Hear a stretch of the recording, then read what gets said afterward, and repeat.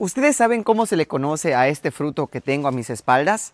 En Yucatán se le conoce como mamey, pero en la lengua maya recibe el nombre de chacaljás, chacaljás, chacaljás, mamey. Hoy les enseñaré algunas frutas y verduras en la lengua maya.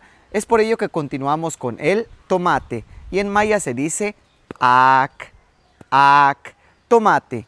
Seguimos con la naranja dulce, o como comúnmente es conocida en la península de Yucatán, la china.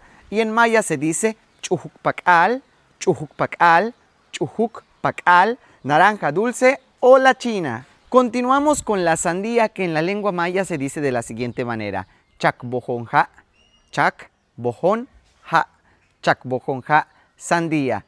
Número 5, la guayaba, que se dice pichi, pichi. Número 6, aguacate, se dice de la siguiente manera: on. Y terminamos con la papaya, que se dice de la siguiente forma: put. Espero que este video haya sido de tu agrado y hayas aprendido algunas frutas y verduras en la lengua maya. Malo, canantaba. Bueno, cuídate.